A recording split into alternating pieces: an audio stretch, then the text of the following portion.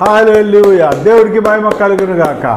మన యేసుక్రీస్తు నామమున మీ అందరికీ శుభాభివందనములు. అందరూ బాగున్నారా? యూట్యూబ్, ఫేస్బుక్లో చూస్తున్న ప్రతి బిడ్డకి యేసుక్రీస్తు నామమున శుభాభివందనములు తెలియచేస్తున్నాను. నిన్న సాయంకాలం ఆరాధన ఘనముగా జరిగింది. ఈ ఉదయము కూడా దేవుడు ఏమి మాట్లాడి ఉన్నాడో, ప్రభా నేను కనబడకూడదు, నేను మాట్లాడకూడదు, నువ్వు కనబడి నువ్వు మాట్లాడమంటే కొన్ని మాటలు బైబిల్ నుంచి మనం ధ్యానం చేద్దాం. చాలామంది యేసుప్రభు పుట్టి 2000 సంవత్సరాలే కదా, హైందవ పుస్తకాలు అయితే క్రీస్తు పూర్వం కూడా ఉన్నాయి అని చాలామంది చెప్తూ ఉంటారు, వింటూ ఉంటాం. చాలామందికి తెలియని విషయం ఏంటంటే, హైందవులకి బైబిల్ అనేది 2 భాగాలుగా ఉంటుంది. ఒకటి పాత నిబంధన, 2 కొత్త నిబంధన. పాత నిబంధనలో 39 అధ్యాయాలు, 39 పుస్తకాలు, కొత్త నిబంధనలో 27 పుస్తకాలు, మొత్తం 66 పుస్తకాలు. యేసు ప్రభు ఆదాము పుట్టినప్పటి నుంచి ఇప్పటి వరకు 6000 సంవత్సరాలు. అయితే యేసు ప్రభు పుట్టింది 2000 సంవత్సరాలు దాదాపుగా, అంటే 2025. చరిత్రకారులు కాలాన్ని ఎవరితో ప్రామాణికంగా తీసుకుందామో అని ప్రపంచ మేధావులందరూ కూర్చొని ఆలోచన చేస్తే 3 పేర్లు బయటపెట్టారు. ఒకటి జూలియస్ సీజరు, ఇంకొక ఆయన యేసు ప్రభు జీసస్ క్రైస్టు, ఇంకొక ఆయన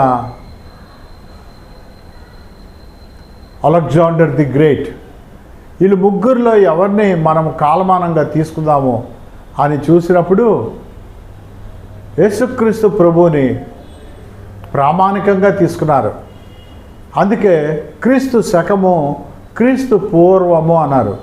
క్రీస్తు శకము తర్వాత 2025 సంవత్సరాలు, క్రీస్తుకు పూర్వము ఒక 4000 సంవత్సరాలు. అంటే ఆదాము అవ్వ పుట్టి ఇప్పటికే 6025 సంవత్సరాలు.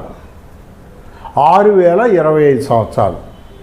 చరిత్రకారులు ఎక్కడో చిన్న తేడా పడటం వల్ల 4 సంవత్సరాలు చరిత్ర తేడా వచ్చింది, 4 సంవత్సరాలు కాలమానం తేడా వచ్చింది అని చరిత్ర చెప్తా ఉంది.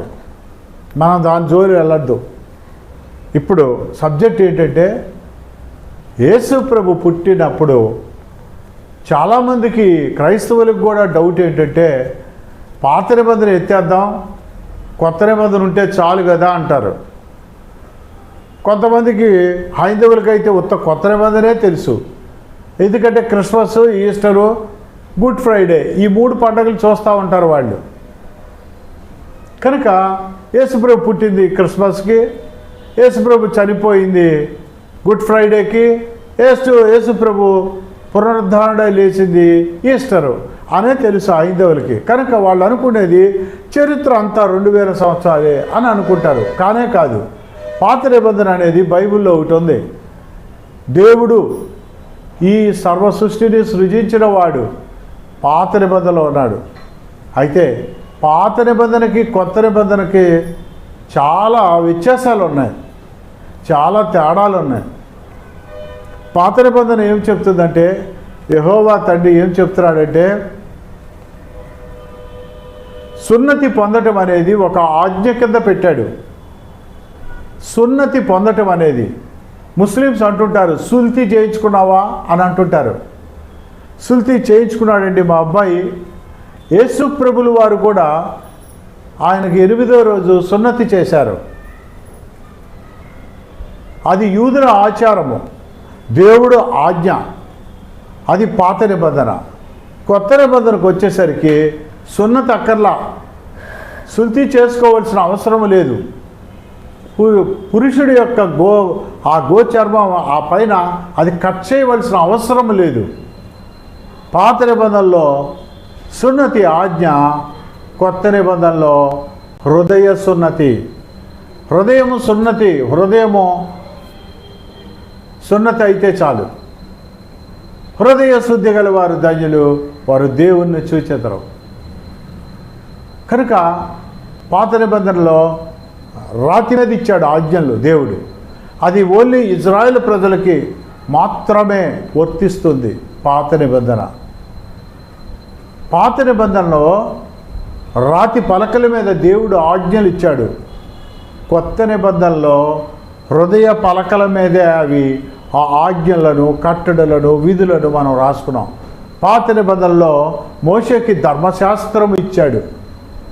కొత్త నిబంధనలో యేసుక్రీస్తు పుట్టడం, యేసుక్రీస్తు మానవుల పాప పరిహారార్థం చనిపోవటం, తిరిగి లేవటం, మనల్ని అందరినీ పరలోకము తీసుకెళ్తానని ప్రమాణము చేయటం, ఆయన రక్తముతో కడగబడిన వారందరికీ ప్రమాణము చేసి ఆయన పరలోకి వెళ్తాడు.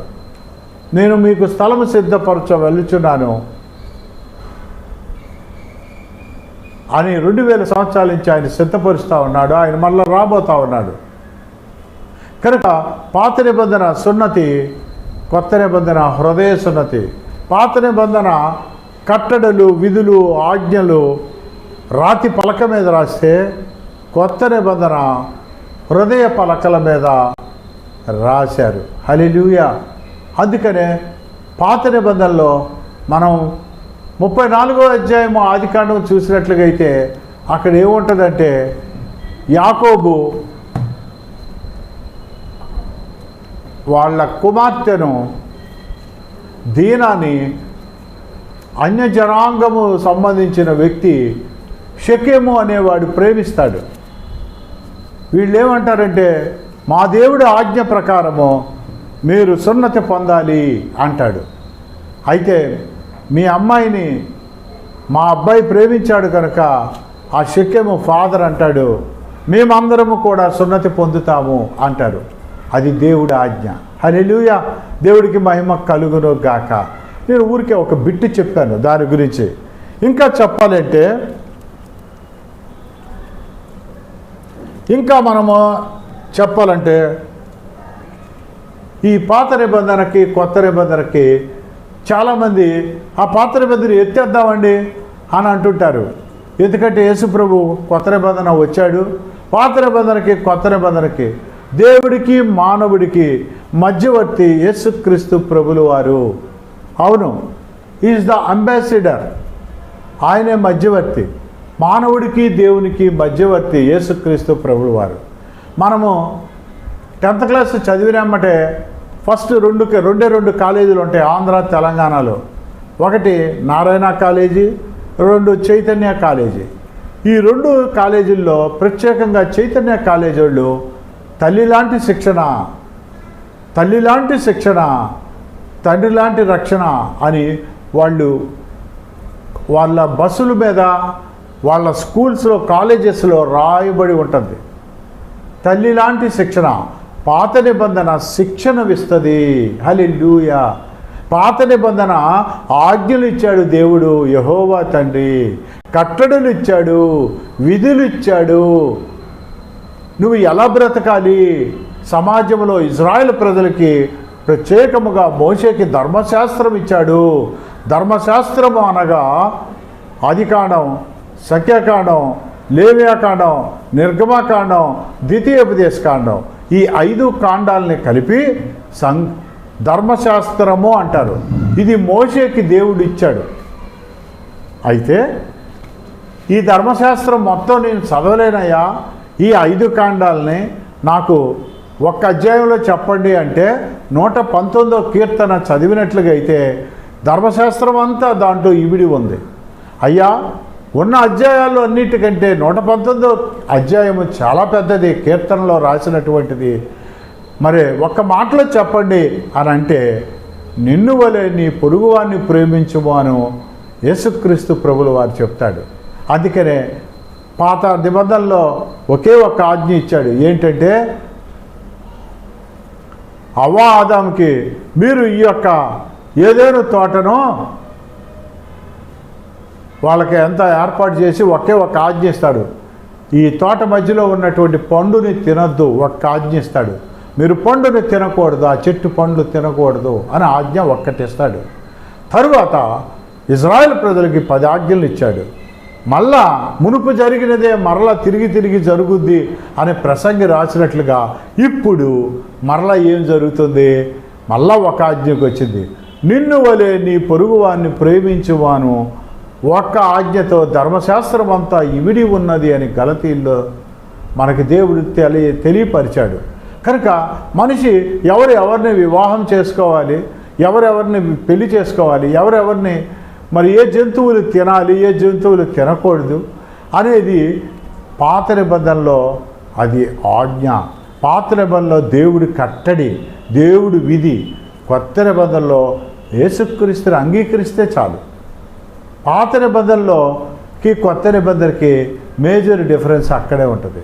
పాత నిబంధనలో దహించు అగ్ని అయిన యెహోవా తండ్రి ఆయన శరీరము దాల్చి మానవుడిగా నరవతారము మరియ గర్భంలో పరిశుద్ధాత్మ వల్ల ఈ లోకానికి వచ్చాడు. నశించిన దాన్ని వెతకి రక్షించుటకు వచ్చాడు. మనకి నిత్య జీవం ఇచ్చుటకు వచ్చాడు. సమృద్ధి అయిన జీవం ఇచ్చుటకు వచ్చాడు. పాపము నుంచి విమోచన కలిగించి మనల్ని పరలోకము తీసుకెళ్ళటానికి భూలోకానికి వచ్చాడు. హల్లెలూయా.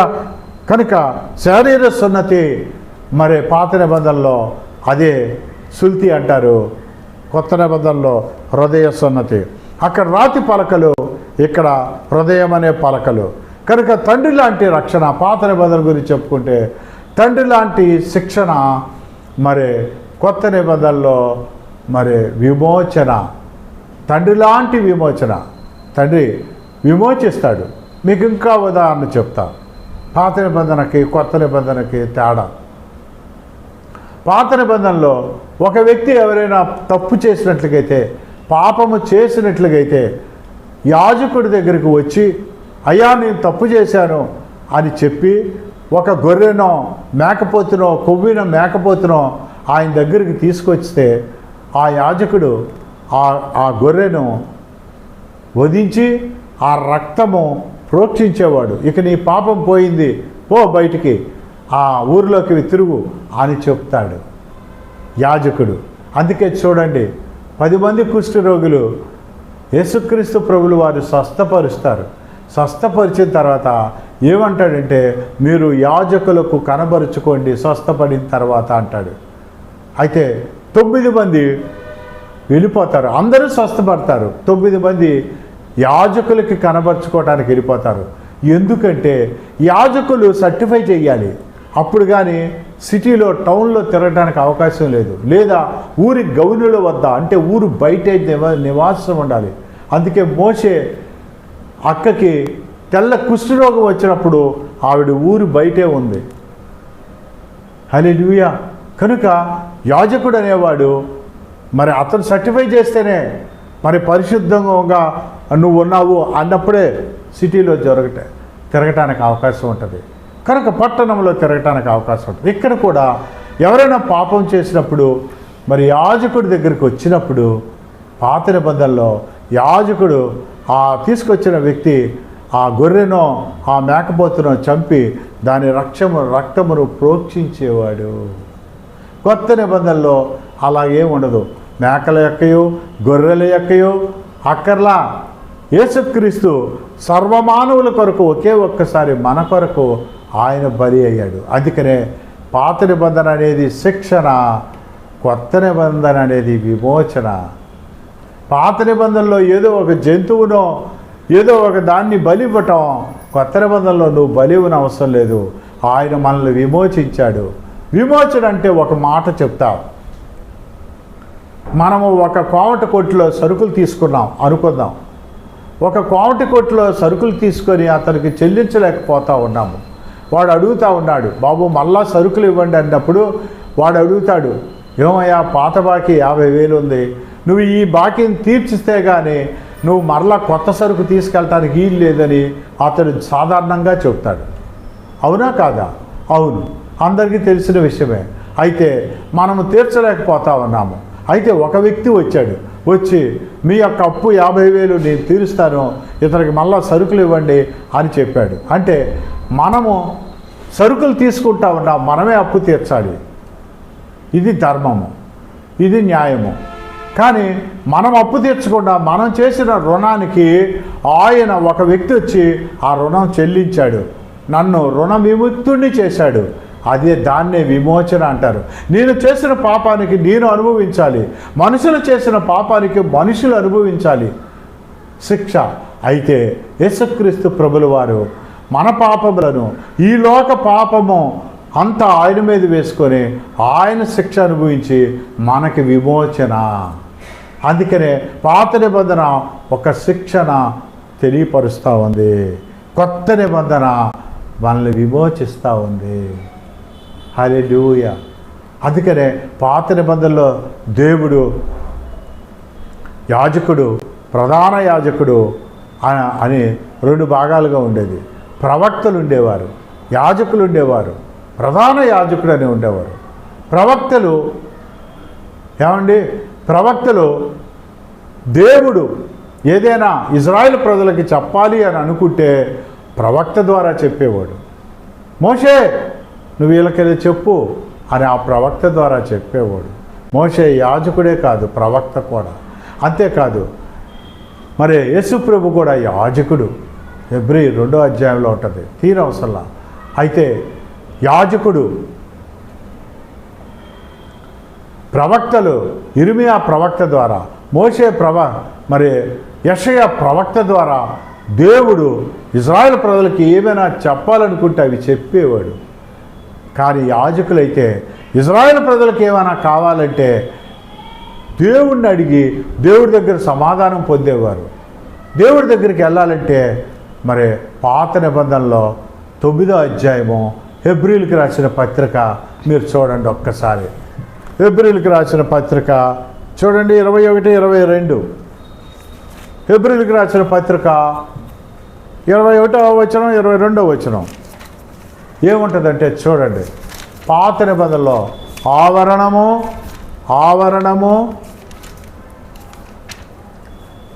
పరిశుద్ధ స్థలము, అతి పరిశుద్ధ స్థలము. హెబ్రీ 21, 22 తీయండి. ఇది హెబ్రీయులకు రాసిన పత్రిక, పరిశుద్ధుడైన పౌలు హెబ్రీయులకు రాసిన పత్రిక, మెల్లగా చదవండి. హెబ్రీ 9, 21, 22. అదే విధముగా గుడారం మీదను సేవా పాత్రలన్నిటి మీదను ఆ రక్తంను ప్రోక్షించెను. అంటే ఎవరైనా పాపం చేశారనుకోండి, ఆ పాపం చేసినోడు జంతువు తీసుకెళ్తాడు. ఒక గొర్రెనో మేకనో తీసుకెళ్తే దాన్ని నరుకుతాడు, నరికి రక్తాన్ని పోక్షిస్తాడు యాజకుడు. చదవండి. మరియు ధర్మశాస్త్రం ప్రకారము సమస్త వస్తువులను, ధర్మశాస్త్రం అంటే ఏం చెప్పారు? ఆదికాండం, సంఖ్యాకాండం, నిర్గమాకాండం, లేవియాకాండం, ద్వితీయోపదేశకాండం, ఈ 5 కాండాలను కలిపి ధర్మశాస్త్రం అంటాడు. మరియు ధర్మశాస్త్రం ప్రకారము సమస్త వస్తువులను రక్తం చేత శుద్ధి చేయబడిననియు, రక్తం చిందింపకుండా పాపక్షమాపణ కలుగుదనియు సామాన్యంగా చెప్పవచ్చు. కనుక ఆవరణములోని ఆ గుడారము కట్టమని దేవుడు చెప్తాడు, బలిపీఠము కట్టమని చెప్తాడు. ఆ గుడారంలో బలిపీఠం కట్టినప్పుడు ఆవరణము, పరిశుద్ధ స్థలము, అతి పరిశుద్ధ స్థలము. ఇది పాత నిబంధన గ్రంథంలో దేవుడిచ్చినటువంటి మరి అంశము. ఏమిటంటే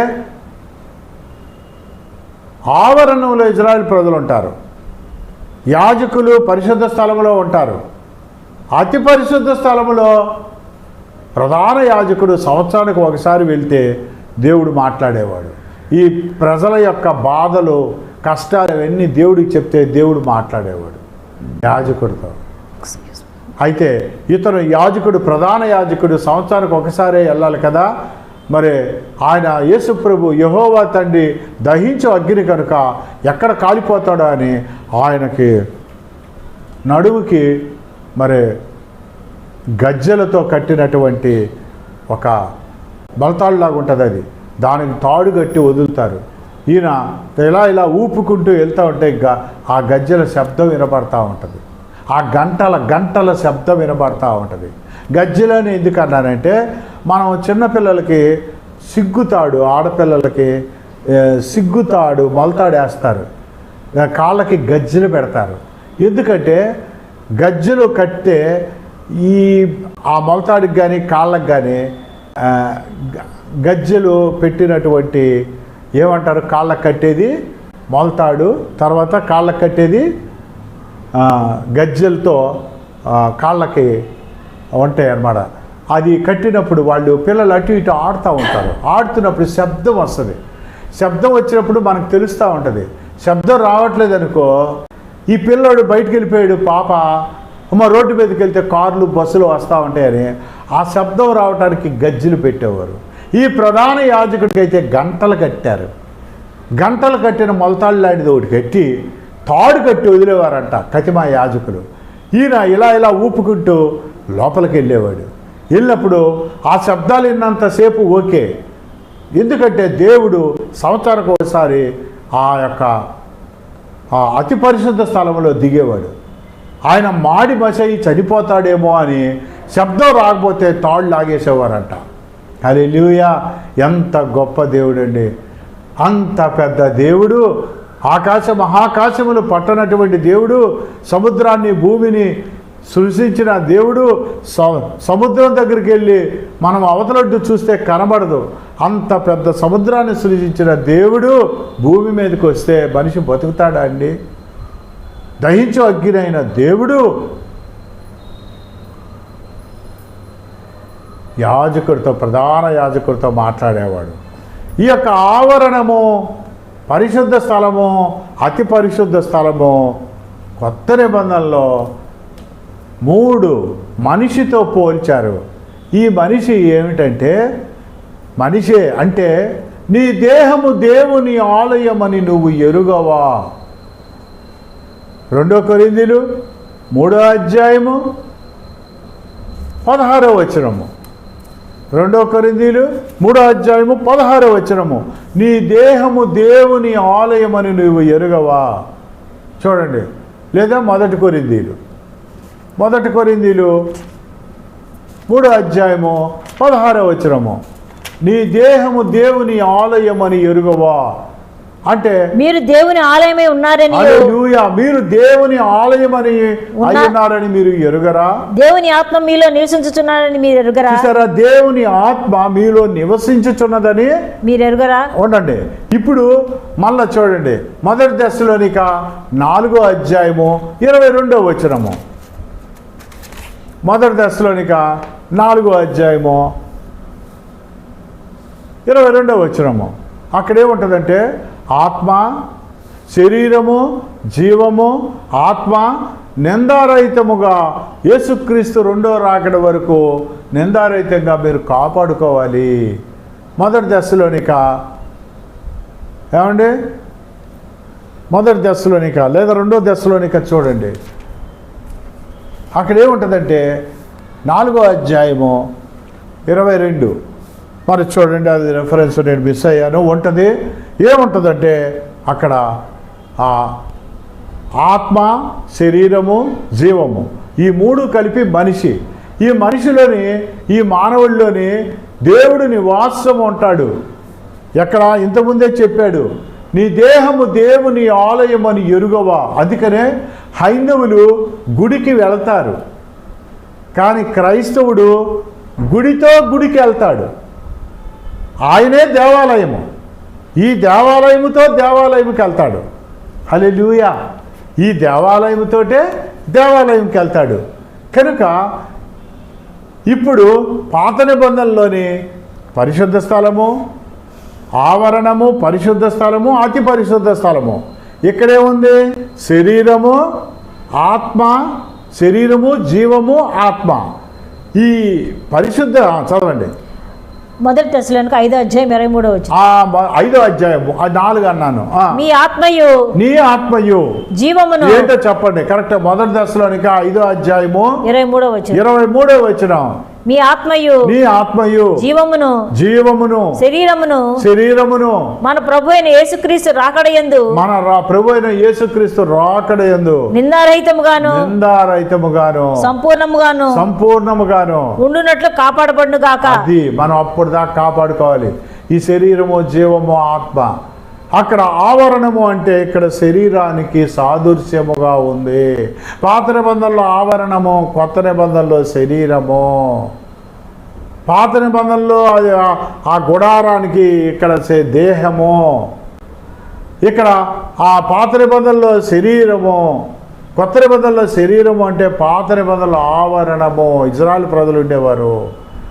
పాత నిబంధనలో యాజకులు ఉండే ప్లేసు పరిశుద్ధ స్థలాన్ని, ఇక్కడ జీవము అంటే ప్రాణం ఉంటుంది. పాత నిబంధనలో అతి పరిశుద్ధ స్థలములో ప్రధాన యాజకుడే వెళ్ళాలి, ఇక్కడ ఆత్మ ఉంటుంది. కనుక కంపారిజన్ చేశారా? కనుక ఆ యేసుప్రభు వచ్చేంతవరకు శరీరము జీవము ఆత్మ నిందారహితంగా ఉంచుకోవాలి.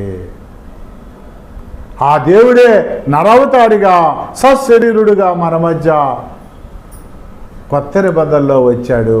దహించు అగ్నిైన దేవుడు నరవతారిగా ఈ లోకానికి వచ్చాడు. హల్లెలూయా, దేవుడికి మహిమ కలుగును గాక. కనుక ఇంకా చూడండి, కనుక ఇక అక్కడ మనము పరిశుద్ధ స్థలంలో అనేక వస్తువులు ఉంటాయి. ఆ పరిశుద్ధ స్థలము, అతి పరిశుద్ధ స్థలంలోనే అనేక గంగాళము, మరి ఇంకా చాలా వస్తువులు అన్నీ అక్కడ ఉంటాయి. వాటిల్లో నిషిద్ధమైన వస్తువులు ఏమండి, ఏమి వాగులు వేయాలి? కిద్రోను వాగులు వేసేయమన్నాడు దేవుడు. నిషిద్ధమైన వస్తువులు కిద్రోను వాగులు వేయమన్నాడు. ఈ కొత్త నిబంధనలో కిద్రోను వాగు అనేది ఉండదు. ఇక్కడ ఏముంటుందంటే శరీరము, దేహమే ఉంటుంది. అందుకే ఏమంటాయంటే ఈ దేహం బయట నుంచి లోపలికి వెళ్ళింది అనుకో ఏదైనా, అది నీకు హాని చేయదు. అంటే ఉదాహరణకి మనం ఏమైనా తిన్నాం అనుకోండి, నోటి ద్వారా తింటాము, మలము ద్వారా అది బయటికి వెళ్ళిపోద్ది, బహిర్గతం అయిపోతుంది. బయట నుంచి లోపలికి వెళ్ళేది, ఈ దేహంలోనికి వెళ్ళేది హాని చెయ్యదు. అక్కడైతే కిద్రోను వాగులో పారేయమన్నాడు నిషిద్ధమైన వస్తువులు. ఇక్కడ లోపల నుంచి బయటకు వచ్చేది హాని చేస్తుంది. మన లోపల నుంచి ఉద్భవించేవి ఏంటండి? ఈర్షలు, అసూయలు, ద్వేషము, కలహములు, మత్తతలు, ఇవన్నీ కూడా మన దేహాన్ని, శరీరాన్ని, మన ఆత్మను పాడు చేస్తాయి. కనుక వాటిని అసూయలు వదిలిపెట్టండి, కక్కివేయండి. కుక్క వాంతికి తిరిగినట్లుగా నువ్వు తిరగబాకు. నువ్వు అసూయలు వదిలే, స్వార్థం వదిలే, స్వనీతి వదిలే. 24 గంటలు నేను, నా భార్య, నా పిల్లలు, నా కుటుంబమే కాదు, ఈ లోకంలో అనేక మందికి సహాయం చేయాలి. తీసుకున్న అప్పు చెల్లించాలి. దేవుడికి యథార్థంగా ఉన్న బిడ్డలు తప్పక అప్పులు తీర్చేస్తారు. దేవుడు మహిమను చూస్తారు. వేల వేసుకొని పిలిచాడు. ఆయన అబద్ధికుడు కాదు, ఆయన అన్యాయస్తుడు కాడు. ఈరోజు నేను 47 సంవత్సరాల పైన అవుతా ఉంది దాదాపుగా. యేసు ప్రభువుని నమ్ముకున్న వారికి ఆయన అన్యాయము చెయ్యడు. ఆయన సజీవుడైన దేవుడు, నా విమోచకుడు సజీవుడని యోబు సెలవిచ్చాడు. హల్లెలూయా. కనుక హిందువులు గుడికి ఎలాగెళ్తారంటే గుడికి వెళ్ళి దండం పెట్టుకుంటారు. కానీ క్రైస్తవుడు గుడికి వెళ్తాడు. దేవాలయము, ఈ హృదయమే దేవాలయము, నీ దేహమే దేవాలయం అని నువ్వు ఎరుగవా? ఈ దేవాలయంకి వెళ్తాడు. ప్రసంగి 5వ అధ్యాయం 1వ వచనం, నువ్వు దేవాలయంకి వెళ్ళినప్పుడు నీ ప్రవర్తనను సరిగా చూసుకో. కనుక ఆ దేవాలయములో నిషిద్ధమైనవి కిద్రోను వాగులు వేయమన్నాడు. ఇప్పుడు మనలో ఉద్భవించేటి, అందుకనే మనం ఏం చేస్తాం? బయట కడుగుతూ ఉంటాం. ఈ దేహాన్ని బయట కడుగుతూ ఉంటాం, సబ్బుతో కడుగుతూ ఉంటాం, సెంట్లు పోస్తూ ఉంటాం, మంచి బట్టలు వేసుకుంటాం, అలంకరిస్తాం. నువ్వు బయట అలంకరిస్తున్నావు, నీ పాత్రను బయట కడగద్దు, లోపల కడుగు అని దేవుడు సెలవిస్తూ ఉన్నాడు. అదే పాత నిబంధనకి కొత్త నిబంధనకి వ్యత్యాసము. అలా అని పాత నిబంధన కొత్త నిబంధనకి మరి కొట్టివేయబడిందా? కాదు, అట్లా అనరాదు. చూడండి, ఇంకా అయితే పాత నిబంధనలో మరి తీసేయచ్చు కదండి, కొత్త నిబంధనకే మాట్లాడవచ్చు కదా అని కొంతమంది అడుగుతూ ఉంటారు. ఏమండి పాత నిబంధన తీసేయటం అంటే మీకు ఒకటి చెప్తాను చూడండి. ఒకడు ఒక పునాది తీసి ఒక ఇల్లు కట్టాడు, ఒక అంతస్తు కట్టాడు. కొన్ని సంవత్సరాలు అయిన తర్వాత వాడు రెండో అంతస్తు దానిపైన వేద్దాం అనుకున్నాడు. ఇప్పుడు ఫస్ట్ అంతస్తు తీసేయకుండా రెండో అంతస్తు ఎలా వేస్తాడండి? ఆ పునాది మీదేగా వేయాలి, ఆ పునాది తీసిన గోళ్ల మీదే కదా వేయాలి. మరి మొట్టమొదటి దేవుడు ఇచ్చిన పాత నిబంధనని తీసేసి కొత్త నిబంధన ఎట్లాగా నువ్వు ప్రత్యేకిస్తావండి? కనుక పాత నిబంధన లేకుండా కొత్త నిబంధన లేదు. యెహోవా తండ్రి నరవతారిగా ఈ లోకానికి వచ్చాడు. అయితే మరి మళ్ళా కొత్త నిబంధనలో మరి 7వ అధ్యాయం యోహాను సువార్తలో చెప్తాడు, పరిశుద్ధాత్ముడు కూడా వచ్చాడు కదండి. అవునండి, ఒక తాత ఉన్నాడు అనుకోండి, తండ్రి కుమార పరిశుద్ధాత్మ, తండ్రి కుమార పరిశుద్ధాత్మ త్రియేక దేవుడు. కానీ బైబిల్లో ఎక్కడా ఉండదు త్రియేక దేవుడు. చూడండి, గోదావరి ఎక్స్ప్రెస్ గోదావరి స్టేషన్లో ఆగుదు, రాజమండ్రిలో ఆగుద్ది. అట్లాగే త్రియేక దేవుడు అని ఎక్కడ రాయబడలా, కానీ ముగ్గురుంటారు. ముగ్గురే కానీ ఒక మనిషి, ముగ్గురుంటారు. ఇప్పుడు ఒక తాతగారు ఉన్నారు, తాతగారిని కొడుకు వచ్చాడు, మనవడు వచ్చాడు, కోడలు వచ్చింది. ఆ తాతగారిని కొడుకు ఏమంటాడంటే నాన్న అని పిలుస్తాడు. మనవడు వచ్చాడు, తాత అని పిలుస్తాడు. కోడలు వచ్చింది, మామగారు అని పిలుస్తుంది. కానీ ఒక్క వ్యక్తే. అట్లాగే తండ్రి అయిన యెహోవా, కుమారుడైన యేసు ప్రభు, పరిశుద్ధాత్ముడు. నేను పరలోకము వెళ్తేనే కానీ సత్యస్వరూపి ఆదరణకర్త మీ మధ్యకు రాడు. ఆయన ఇప్పుడు మన మధ్య నివాసం ఉంటున్నాడు. ఒక్కడే దేవుడు 3 రూపాలుగా ఉన్నాడు. హల్లెలూయా. దేవుడికి మహిమ కలుగును గాక, మన యేసయ్యకే మహిమ కలుగును గాక. మీరు ఇంకా చూడండి మత్తయి సువార్త 5వ అధ్యాయం 17వ వచనం. మత్తయి సువార్త 5వ అధ్యాయం 17వ వచనం.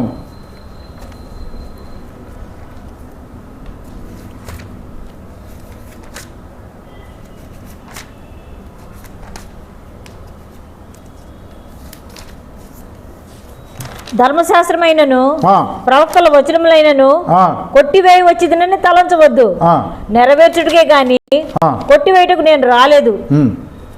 ఆకాశము భూమి గతించిపోయిననే గాని ధర్మశాస్త్రం అంతయు నెరవేరు వరకు దాని నుండి ఒక పొల్లైనను ఒక సున్నాయినను తప్పిపోదని నిశ్చయంగా మీతో చెప్పుచున్నాను. హల్లెలూయా, హల్లెలూయా. ధర్మశాస్త్రం కొట్టివేయడానికి నేను రాలా. అది పొల్లైనను సున్నాయినను తప్పు కాదు. భూమి ఆకాశము గతించిపోతుందేమో కానీ నా వాగ్దానము గతించిపోదు అని సెలవిచ్చాడు. పాత నిబంధన అంతా చట్టము, లా, ధర్మశాస్త్రము. కొత్త నిబంధన అంతా దేవుడు యేసు ప్రభు మీద విశ్వసించటము. ఆయన అంగీకరించిన వారు అంతవరకు సహిస్తే పరలోకి వెళ్తాము. చూడండి, ద్వితీయోపదేశకాండం ఏమండి 4వ అధ్యాయం 13వ వచనం. ద్వితీయోపదేశకాండం 4వ అధ్యాయం 13వ వచనం.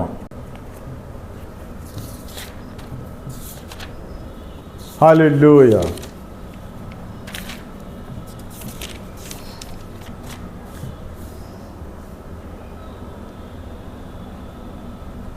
ద్వితీయోపదేశకాండం 4వ అధ్యాయం 13వ వచనం.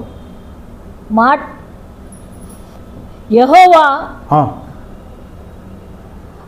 అగ్ని మధ్య నుండి మీతో మాట్లాడాను. మాటల ధ్వని మీరు వింటిరే గాని ఏ స్వరూపమును మీరు చూడలేదు, స్వరము మాత్రమే వింటిరి.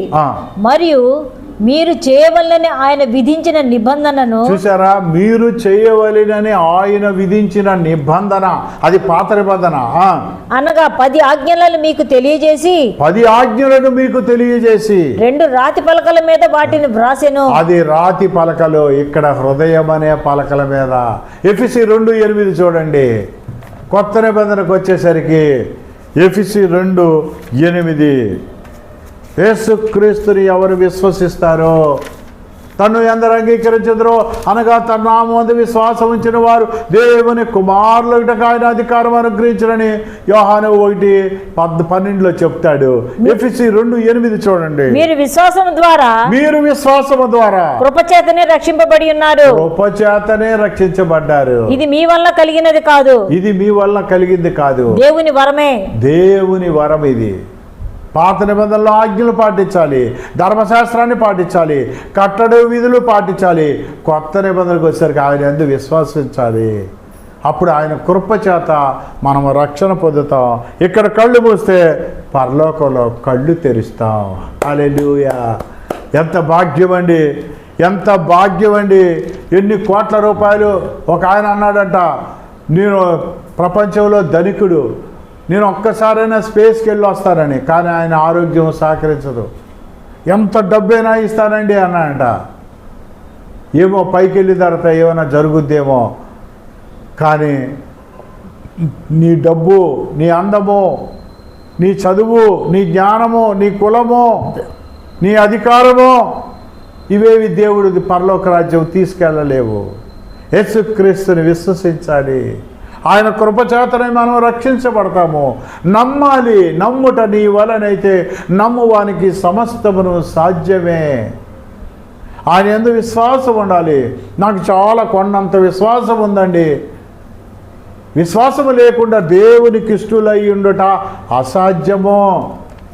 విశ్వాసము లేకుండా దేవునికి ఇష్టలై ఉండుట అసాధ్యము. నాకు కొండంత విశ్వాసం ఉందండి.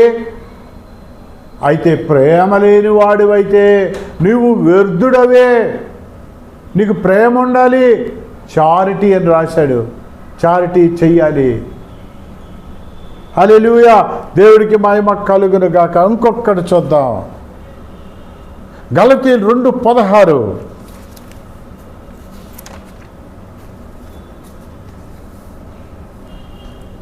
మనము జన్మం వలన యూదులమే గాని అన్యజనుల్లో చేరిన పాపులము కాము.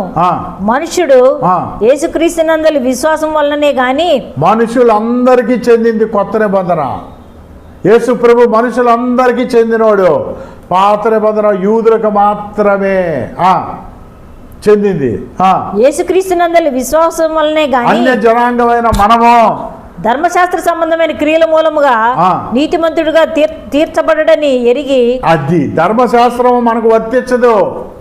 కానీ మనం యేసుక్రీస్తుని విశ్వసించడం వల్ల యూదులకి అన్ని హక్కులు ఉన్నాయో మనకి అన్ని హక్కులు ఉంటాయి. యూదులు ప్రీచ్ చేస్తే మనం ప్రీచ్ చేస్తాం. చూడండి, హెబ్రీయులకు రాసిన పత్రిక 10:19. పాత నిబంధనలో మేము మాత్రమే చేయాలి అని శాస్త్రులు, పరిసయ్యులు, సద్దుకాయులు అనేవారంట. మరి అప్పుడు అన్యులు లేరా? అప్పుడు అవిశ్వాసులు లేరా? ఉన్నారు. సహోదరులారా, యేసు మన కొరకు ప్రతిష్ఠించిన మార్గమును అనగా నూతనమైనదియు జీవము గలదియు ఆయన శరీరమును తెర ద్వారా ఏర్పరచబడినదియు అయిన మార్గమును ఆయన శరీరమును తెర ద్వారా ఏర్పరచబడిన మార్గము ఆయన రక్తం వలన పరిశుద్ధ స్థలమందు ప్రవేశించుటకు మనకు ధైర్యం కలిగి ఉన్నది గనక. పరిశుద్ధ స్థలములో ప్రవేశించుటకు ధైర్యము కలుగుతా ఉందా ప్రతి అన్యుడికి, ప్రతి యేసు ప్రభువును నమ్ముకున్న వాడికి. పాత నిబంధనలు అయితే యూదుడని 4-5 రకాల మనుషులు ఉండేవారు. వాళ్ళు మాత్రమే, శాస్త్రులు, పరిసయ్యులు, సద్దుకాయులు, వాళ్ళు మాత్రమే పరిశుద్ధ స్థలంలోనికి వెళ్ళాలి. యాజకుడు మాత్రమే పరిశుద్ధ స్థలంలోనికి వెళ్ళాలి. కాదు, కొత్త నిబంధనలో ప్రతి ఒక్కడికి, యేసుక్రీస్తు నమ్ముకున్న ప్రతి ఒక్కడికి వెళ్ళి వాక్యం చెప్పొచ్చు. పులిపీటి దగ్గరికి వెళ్ళి వాక్యం చెప్పొచ్చు అని సూటిగా చెప్తా ఉన్నాడు యేసుక్రీస్తు ప్రభుల వారు. మొత్తం హెబ్రీ 10:10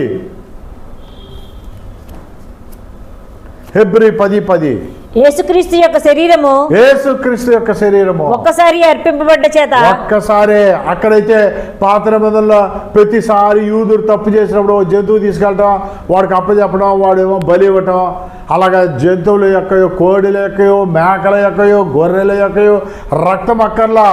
రక్తము చిందింపబడకుండా పాప క్షమాపణ జరగదని సామాన్యముగా చెప్పవచ్చును, ఇందా చదువుకున్నాం. అయితే ఇక్కడ కొత్త నిబంధనకు వచ్చేసరికి చూడండి 10:10 ఎబ్రి 10:10 యేసుక్రీస్తు యొక్క శరీరం ఒక్కసారి యేసుక్రీస్తు శరీరము ఒక్కసారి అర్పింపబడ్డ చేత ఒక్కసారే పుట్టబోయినోడికి, పుట్టేవాడికి, పుట్టబోయేవాడికి అందరి కొరకు ఒక్కసారి చనిపోయాడు ఆయన. ఒక్కసారి అర్పింపబడ్డ చేత ఆ చిత్తమును బట్టి మనం పరిశుద్ధపరచబడి ఉన్నాము. అది మనం అందుకు పరిశుద్ధపరచబడతాం. పాత నిబంధనలు అయితే ఆ మేకను తీసుకెళ్తే వాడు గొర్రెని దాన్ని చంపి దాన్ని బలిచ్చి యాజకుడు అది పోక్షించి, అరే నువ్వు పరిశుద్ధుడు అయ్యో పోరా బాబు అనేవాడు. కొత్త నిబంధనలో యేసుక్రీస్తుని విశ్వసించటం వల్ల, యేసుక్రీస్తుని అంగీకరించటం వల్ల, యేసుక్రీస్తుని నమ్ముకోవటం వల్ల మనము పరిశుద్ధపరచబడతా ఉన్నాం. హల్లెలూయా, దేవుడికి మహిమ కలుగును గాక. ఇంకా చూడండి యోహాను 1:17 యోహాను 1:17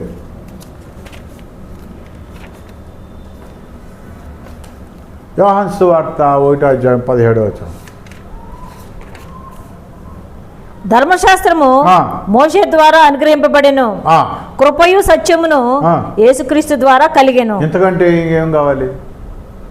పాత నిబంధన ధర్మశాస్త్రము, ఆది కాండం, సంఖ్యాకాండం, లేవియకాండం, నిర్గమకాండం, ద్వితీయోపదేశ కాండం, ఈ 5 కాండాలు మోషే ద్వారా ధర్మశాస్త్రం మనకు అనుగ్రహించబడింది.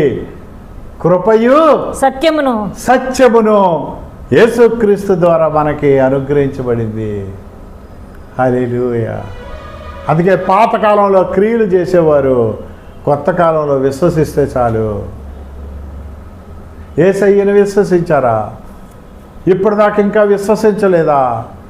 ఇంకా నాకు మా అమ్మాయి పెళ్ళి అయిన తర్వాత బాప్తిసం తీసుకుంటానండి, మా అబ్బాయి పెళ్ళి అయ్యాక బాప్తిసం తీసుకుంటానండి, మాకు అమెరికా వీసా వచ్చాక బాప్తిసం తీసుకుంటానండి, ఇంకా నేను సిగరెట్ మానలేకపోతున్నానండి, ఇంకా నాలో కొన్ని దుర్గుణాలు ఉన్నాయండి. నువ్వెన్ని చెప్పినా ఒక మాట అంటాడు, నీకు ఒకటి కొదువుగా ఉన్నది కనుక నువ్వు ముందు దేవుడికి సమర్పించుకో. దేవుడు నడిపిస్తాడు. నువ్వు ఒక స్టెప్ వేస్తే దేవుడు 4 స్టెప్పులు ముందుకు తీసుకెళ్తాడు. నువ్వు ఒక అడుగేస్తే 4 అడుగులు ముందుకు తీసుకెళ్తాడు. ఆయన మార్గము చూపువాడు. నీకు ముందుగా వెళ్తూ మెట్టగా ఉన్న స్థలములను సరళము చేస్తాడు. ఇజ్రాయెల్ ప్రజలకి మోషేని ముందుగా ఉంచి నడిపించిన దేవుడు పగల ఎండ దెబ్బైనను రాత్రి వెన్నుల దెబ్బైనను తగలకుండా నడిపించాడు. 800 కోట్ల మందిని నడిపిస్తున్న దేవుడు మన కుటుంబాన్ని రక్షించలేడా? నీ కుటుంబాన్ని రక్షించలేడా? చేతకానివాడా? ఆయన నరుడు కాదు, ఆయన దేవుడు. హల్లెలూయా. ఆ దేవాది దేవునికి విశ్వసించండి. ఆయన కృప రక్షణ నీకు అనుగ్రహించాడు. ఆయనే సత్యము, ఆయన వాక్యమే సత్యము. సత్యం అనగా ఏమి? యోహాను 17:17 యోహాను 17:17 సత్యం, నేనే సత్యము, నేనే జీవము, నేనే మార్గము అని యేసు ప్రభు సెలవిచ్చాడు. సత్యం అనగా ఏమిటి? సత్యమందు వారిని ప్రతిష్ఠ చేయము, నీ వాక్యమే సత్యము. హల్లెలూయా. నీ వాక్యమే సత్యం, బైబిలే సత్యం, నీ వాక్యమే సత్యం. పిలాతు అడుగుతాడు సత్యం అంటే ఏంటంటే, యేసు ప్రభు చెప్పేలోపే వాడు అక్కడ టాపిక్ మారిపోద్ది. నీ వాక్యమే సత్యం, ఏసే సత్యం, ఏసే వాక్యం. ఆ వాక్యము కృపా సత్య సంపూర్ణుడిగా మన మధ్య నివసించింది. హల్లెలూయా. మమ్మల్ని మిక్కులుగా ప్రేమించిన మహోన్నతుడా, సర్వోన్నతుడా, నా ప్రాణప్రియుడా, తేజమయుడా, చాకలి చేతిలో సబ్బు వంటి వాడా, పాత నిబంధనలో రాతి పలకల మీద మీ ఆజ్ఞలు చెప్పారు, కొత్త నిబంధనలో మా హృదయ పలకల మీద మీ ఆజ్ఞలు రాసుకున్నాం ప్రభా. ప్రభా, పాత నిబంధనలో ధర్మశాస్త్రం ఇచ్చావు ప్రభా, కొత్త నిబంధనలో మిమ్మల్ని అంగీకరించడం ద్వారా రక్షణ ఇచ్చావు ప్రభా. మీ కృప ద్వారానే, మీ యందు విశ్వాసం ఉంచడం ద్వారానే మేము పరలోక రాజ్యం చేరుకోగలుగుతున్నాం తండ్రి. మహోన్నతుడా, యూట్యూబ్ ఫేస్బుక్లో చూస్తున్న ప్రతి కుటుంబాన్ని, ఇదిగో ఆస్ట్రేలియాలో ఉన్న నా కుమారుడు కోడల్ని బ్లెస్ చేయండి, అమెరికాలో ఉన్న నా కుమార్తెని బ్లెస్ చేయండి ప్రభా. నా భార్యని, నా తల్లిని, నన్ను దీవించండి, రక్త సంబంధాలు దీవించండి, బంధువులని దీవించండి.